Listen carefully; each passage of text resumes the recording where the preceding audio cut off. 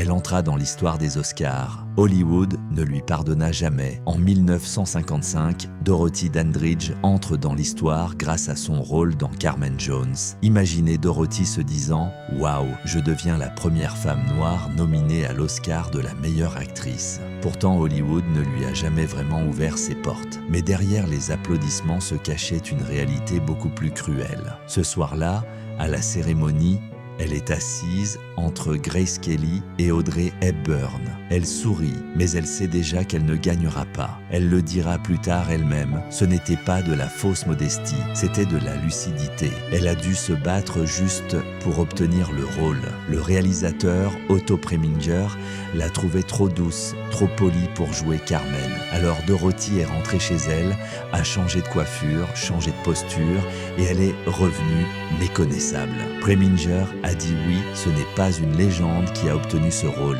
C'est une femme qui a refusé qu'on lui dise non. Après Carmen Jones, elle attend les grands rôles.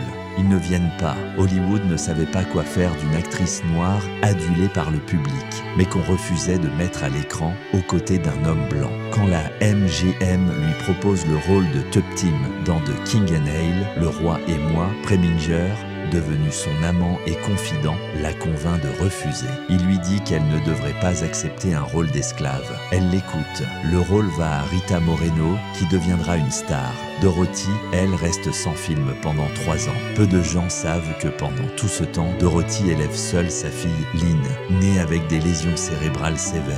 Elle travaille dans les cabarets de Las Vegas, dans des salles encore ségrégées pour payer les soins de son enfant. Elle chante devant des foules qui l'adorent. Puis elle repart seule, dans une chambre d'hôtel où elle n'a parfois pas le droit d'entrer par la porte principale.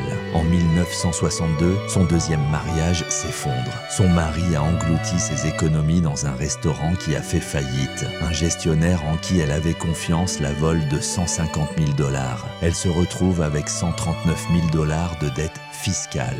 La star qui avait ébloui Cannes en 1955 doit maintenant vendre ses biens un à un. Le 8 septembre 1965, on la retrouve morte chez elle, imaginez seulement à 42 ans. Sur son compte en banque, $2. On pourrait faire de Dorothy Dandridge un symbole, un chapitre dans un livre d'histoire.